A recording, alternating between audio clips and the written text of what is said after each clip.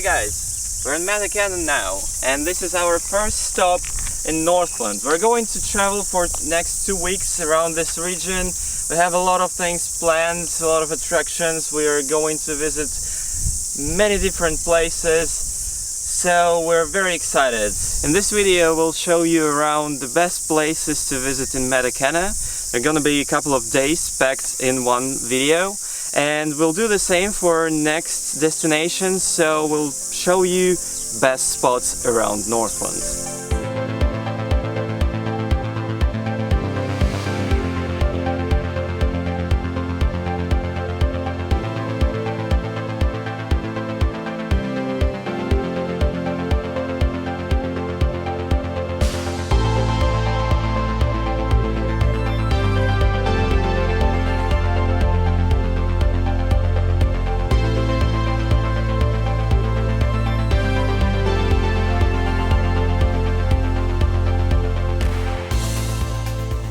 This region is well known for the vineyards, and if you're tired of just trying wine and eating food all around, there is one vineyard that really stands out. It's called Brick Bay, and it has a Brick Bay sculpture trail, which is about an hour-long road through the forest and by the lake with lots of sculptures around, and it only costs $12 for an adult to enter this sculpture trail, and I think it's so worth it. I hope it's so worth it.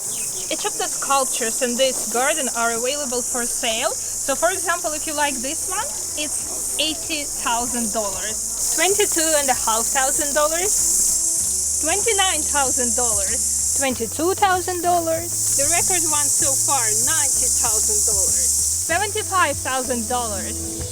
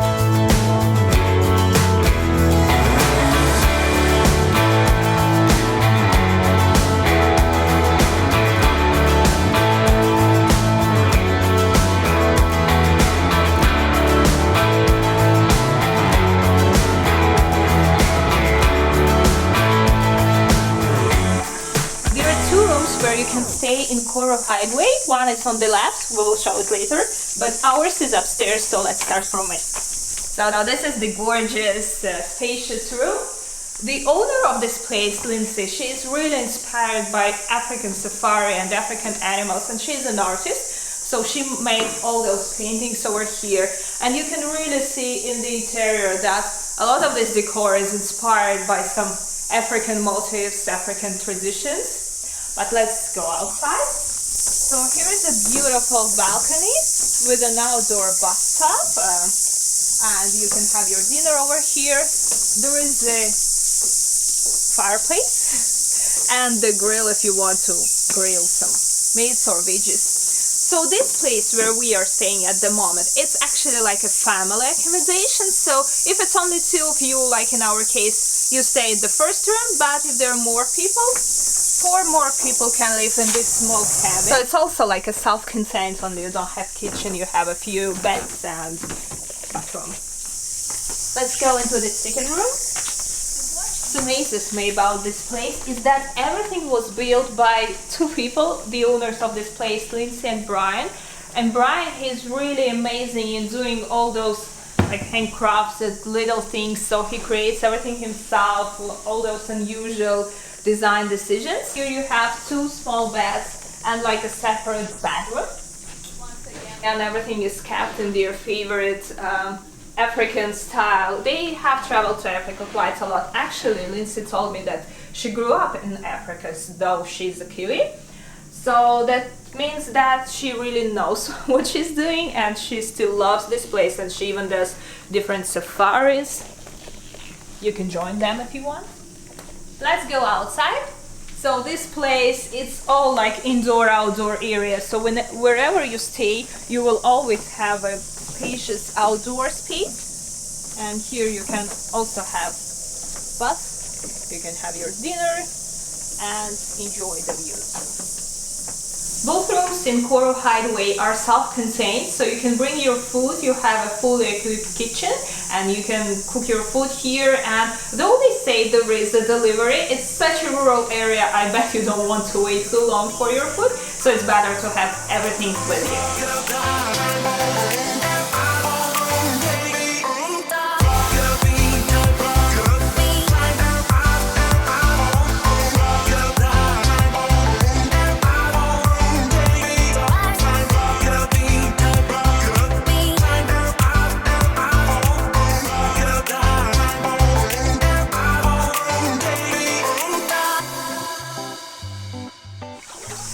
Okay, Lindsay, can you tell me a little bit about this place? And first of all, how did this idea of building Koru Hideaway came into your mind? Well, we originally owned another house 3 doors down, and this farm came up for sale, and someone wanted to put 29 homes on the farm. And it would have just totally changed the character of this area because it's so beautiful. So one thing led to another, and we bought the farm. And we realized, we came up to this place and we realized what a beautiful place it was. And so being such an extraordinary site with the ocean views and the mountain views, and it's so peaceful and private, that we thought it deserved a really wonderful building. And Brian and I are both artists, and we love architecture, so we thought, hey, why not? Let's do something fun and different. We worked with an architectural designer on it, and so it was very much the 3 of us working together. And it's based on a koru, which is the traditional Maori emblem for new life. It's the head of the fern as it grows out of the plant. I'm from a Kiwi family, but I grew up in Zimbabwe, and so I have that African background. And we take small groups of people on safari every year, photographic safari to Africa. And so we've done that for 33 years now, and so he's spent a tremendous amount of time in Africa as well. And he's an incredibly talented, multi-talented person and loves making things. So many of the aspects of this are handcrafted, and he and I designed the interiors, chose the materials for the house, and knew what we wanted in terms. We wanted a beautiful structure, but something that allowed whoever's in it to enjoy nature. It's all about how beautiful the setting is, and so when you're in the house, you can appreciate the nature that's around you. And then once the house was finished, then we really thought, wow, this is something special, and we would love to share it with people. It was very important to us that other people could come and enjoy it. You're constantly building some new spaces around, and the new lounge area and everything. It's so much work, but it must be so difficult to work when you have a pool, when you have this view. Like, how do you stay creative, and how do you keep working? Because we love it. It's our passion. We're both very passionate about it, and so it's our greatest pleasure. I mean, swimming in the pool's nice, but to create something at the end of the day, you've got something to show for what you've done. So yeah, the project's not finished. There'll always be, we'll find something new, some bit of landscaping or something we can change or feel better, but it's just our passion for those things that we do, and gives us tremendous pleasure. So every day we get up with an excitement of, wow, what are we going to do today? Other people have to go out to meet people. We just stay home. The people come to us. So we love that. We really, really enjoy the people and making them comfortable, feel at home, and enjoying this lovely place.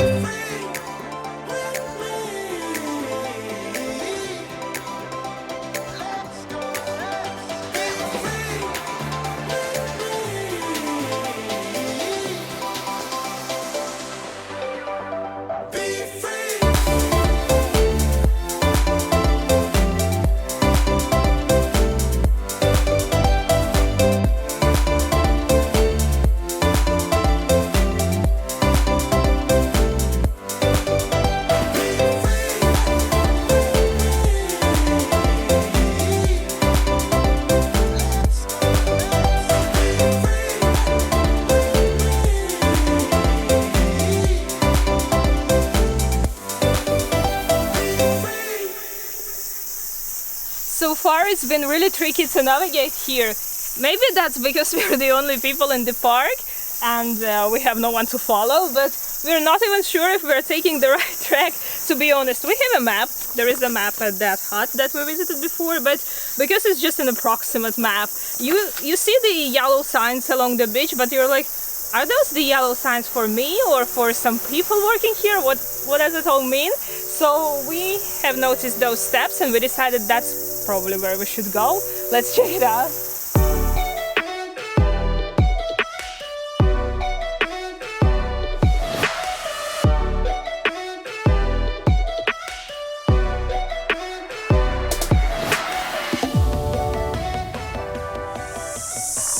Trail in this park consists of several parts. The first one was Coastal Walk, and now we're in the Ancient Forest Park, and there are a lot of kauri trees in here, so we have to wash our feet before entering, and we have to follow the path because it can be really dangerous. And because that's like an ancient native forest, there are also lots of kiwi birds who are probably sleeping at the moment, but still knowing they're around is quite cool.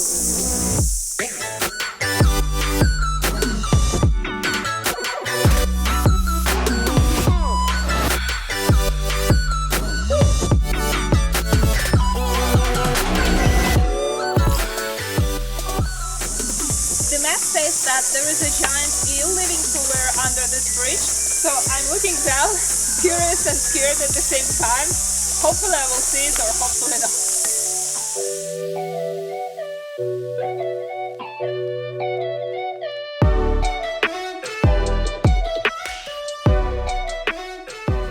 So we're now in TAWHARANUI Regional Park. This is a very interesting place. It's a sanctuary, so it's a home for a lot of different rare birds and for marine life as well. And there are a lot of tracks over here, and when you enter the park there are gates that opens automatically, so no pests can come into the park and no birds can escape the park. And there are a lot of birds, so you can see them on the way around the park. So we saw a lot of geckos, obviously, they're easy to spot, and there are a lot of birds making beautiful sounds, especially at that part of ancient forest part of the trail we've just done. So that's a very interesting place, and unfortunately it started to rain, so we're not sure what we're going to do next. We're not illegally crossing the border here, it's just another sanctuary, so it's the way to keep pests away from the birds that live here. There are lots of really like endangered birds. So this place is called OMAHA Beach, and to be honest I don't quite know what to expect, because Alex and I noticed a really beautiful photo online of this place, so we decided to come here and check it out. But yeah, it's one of those situations when you really don't know what's going on.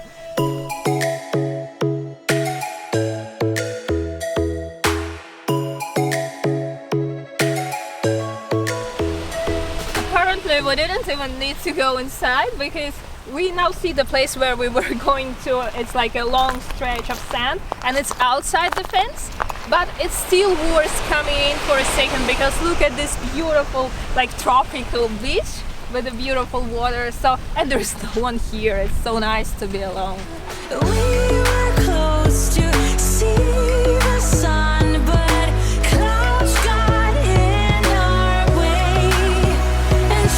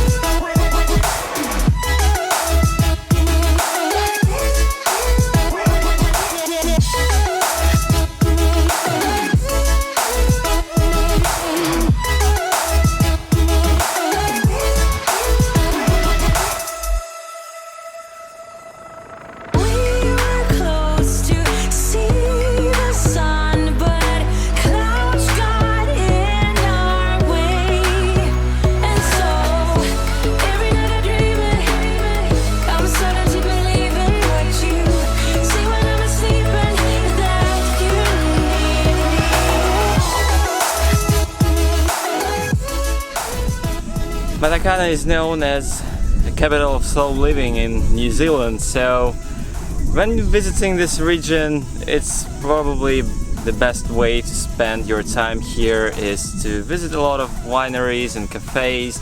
There are heaps of them over here, a lot of beautiful beaches, a lot of sanctuaries, so that's just a lot of great spots around here. So that's it from us for today. We are moving forward to Keri and we're going to explore more of Northland over there. Thanks for watching. If you like this video, just make sure to subscribe to our channel and we'll see you guys very soon. Bye bye!